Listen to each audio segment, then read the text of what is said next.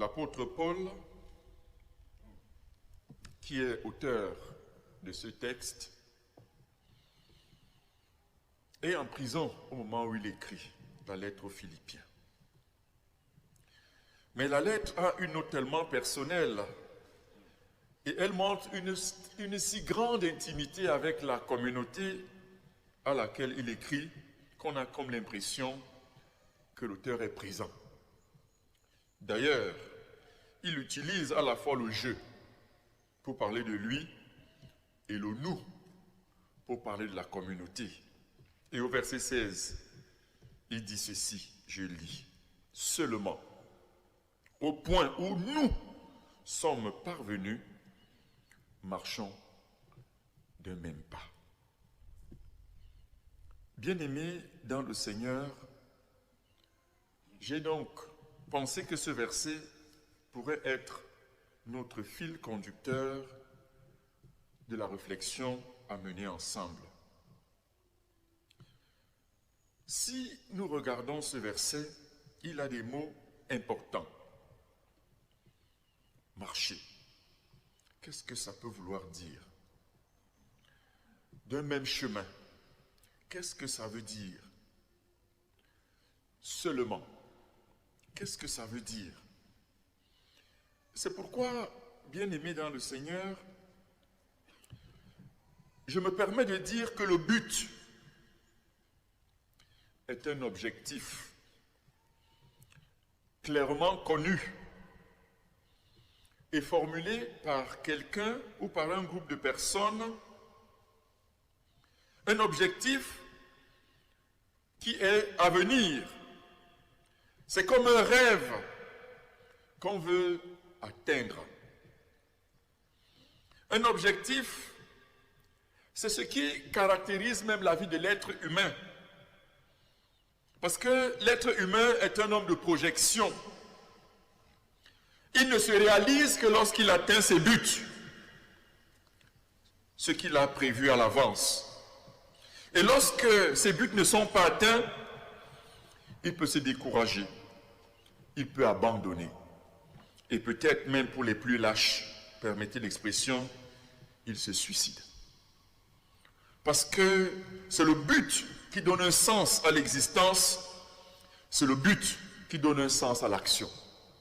Et d'ailleurs, toute action menée par un individu ou par un groupe de personnes, c'est en vue de l'atteinte d'un ou de plusieurs buts qu'on se fixe à l'avance. Dans le texte lu, l'auteur clarifie bien quels sont ses buts. Versets 8, 9, 10 et 11. Premièrement, il veut connaître Christ. Deuxièmement, il veut être trouvé en lui. Troisièmement, il veut devenir conforme à Jésus par sa mort et sa résurrection.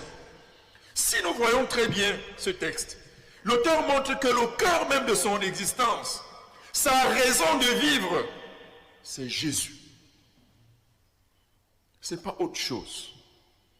C'est Jésus, sa raison de vivre. Mais pour atteindre cet objectif, l'auteur dans son développement montre qu'il fait face à un certain nombre d'obstacles. Et c'est là où il y a un peu comme une confusion entre le je et le nous.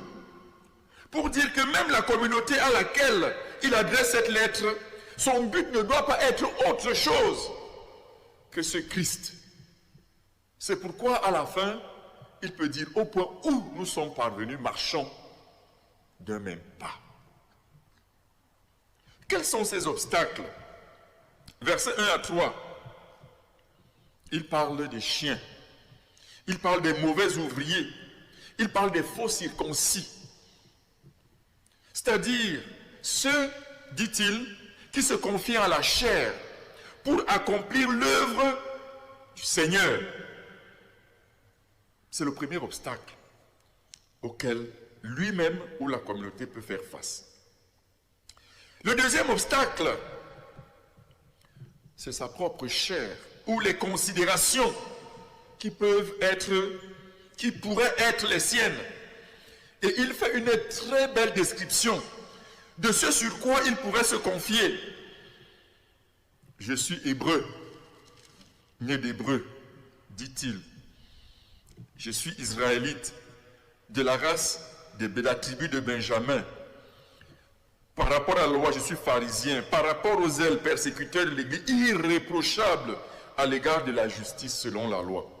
Humainement, lorsque Paul se regarde, on ne peut rien lui reprocher. C'est un intellectuel de son temps. C'est quelqu'un qui connaît les Écritures. C'est quelqu'un qui est zélé. Tout le monde le sait. Il a grandi sous les pieds de Gamaliel.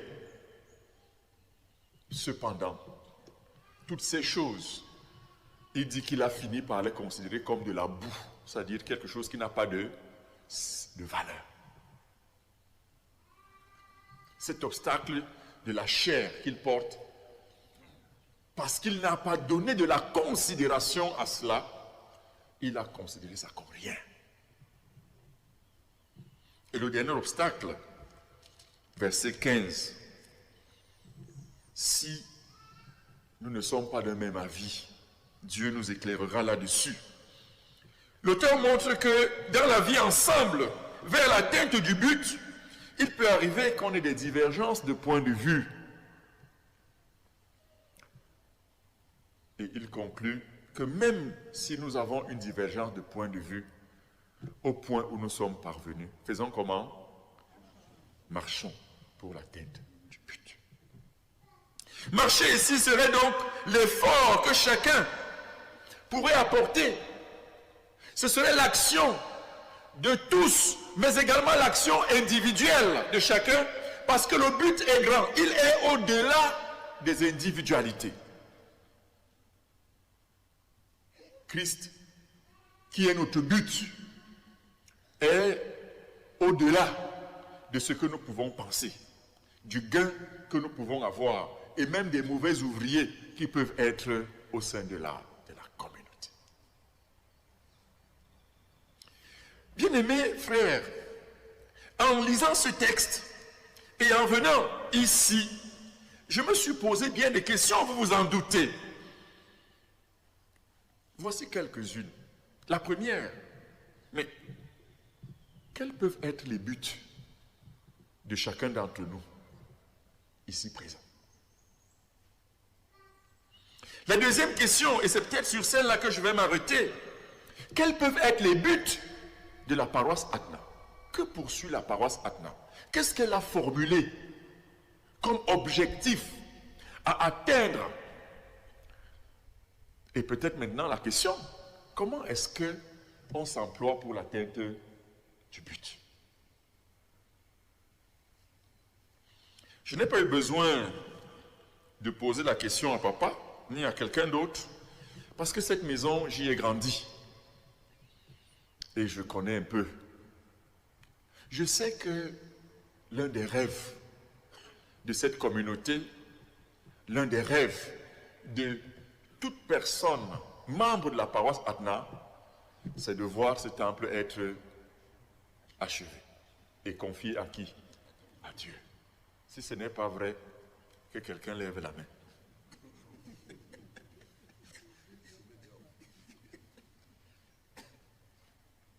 Alors, je vois donc à la paroisse Atna un double but, ou un but unique en deux.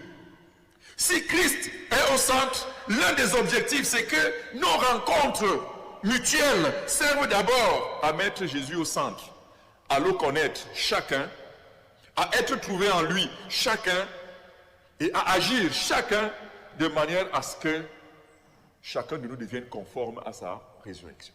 Je crois que c'est le premier but, et c'est le plus grand. Le deuxième objectif, c'est d'agir à travers l'œuvre que nous réalisons tous ensemble pour que le monde voie la grandeur que nous pensons de notre Dieu.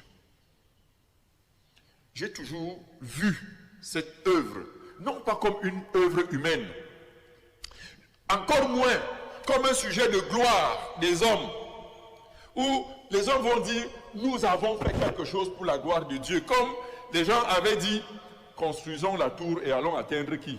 Dieu. Babel. Je n'ai jamais vu les choses comme ça. J'ai toujours vu cette œuvre, depuis qu'elle a commencé, tout petit que j'étais, comme un engagement communautaire à démontrer au monde que notre Dieu est grand. Comme un engagement communautaire à démontrer au monde que nous pouvons nous engager, faire des sacrifices pour accomplir une œuvre qui proclame la gloire de notre Dieu. J'ai toujours vu cette œuvre comme un rêve de chacun des membres, comme un engagement personnel, pour que chacun puisse dire, voulez-vous voir comment j'agis pour témoigner que j'aime Dieu et que je suis prêt à tout donner pour lui. Voyez d'abord ce que mes mains ou ce que nos mains ont réalisé.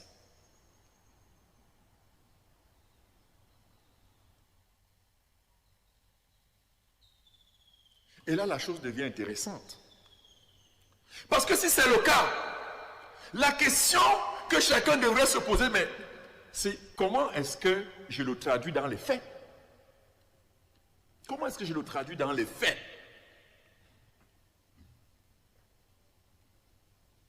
Ainsi donc, bien-aimés dans le Seigneur, les trois obstacles que Paul évoque dans le texte peuvent également être des obstacles connus dans l'objectif à atteindre. C'est que peut-être aussi il y a des faux ouvriers. Peut-être des faux ouvriers. Des personnes qui rament exactement à contre-courant. Lorsque le cap est mis dans telle direction, des faux ouvriers travaillent exactement pour aller dans la direction contraire. En créant la démobilisation, en ne relevant que les faiblesses, en ne montrant que là où on n'a pas pu réaliser des choses, pour dire, n'est-ce pas que vous avez vu?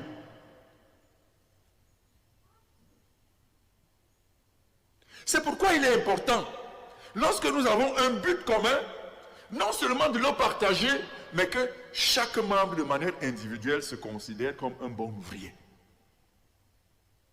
Quelqu'un qui est prêt à se donner totalement. Quelqu'un qui est prêt à s'investir totalement. Lisez le prophète Néhémie avec la reconstruction de la muraille pour voir comment est-ce qu'on se mobilise comme ouvrier pour l'atteinte d'un but.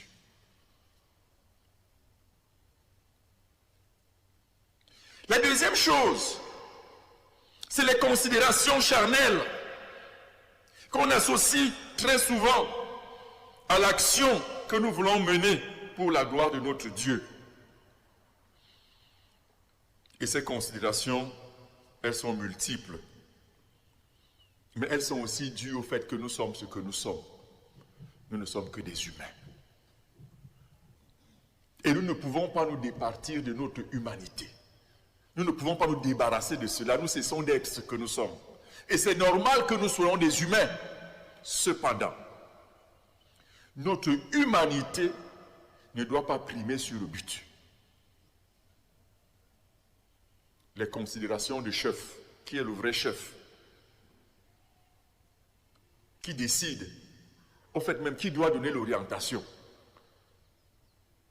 Je suis directeur de ceci, je suis machin, est-ce que tu ne sais pas que, etc., etc. Ce que mes frères Boulot appellent les miyenés. Où on est dans la communauté, on veut se faire voir par une chose ou par une autre. Lorsque ces considérations prennent le pas sur le but, vous comprenez très bien que. Mais aussi, bien aimés, il y a d'autres causes qui ne sont peut-être pas dans le texte. Nous sommes en pleine situation de Covid-19. J'aurais été heureux comme modérateur de consistoire. Venir ici, ce serait vraiment quelque chose de très grand pour moi, pour la dédicace du temple comme modérateur du consistoire, puisque c'était prévu cette année. Cependant, des circonstances non prévues sont venues également bloquer un certain nombre de choses. Et ces circonstances non prévues peuvent faire, par exemple, que l'équipe qui conduit n'arrive plus à avoir le même point de vue Et c'est ce que dit l'apôtre Paul au verset 15. S'il arrive que quelques-uns aient un avis divergent, laissons que l'Esprit de Dieu fasse quoi? Nous éclaire là-dessus. Cependant, avançons. Avançons.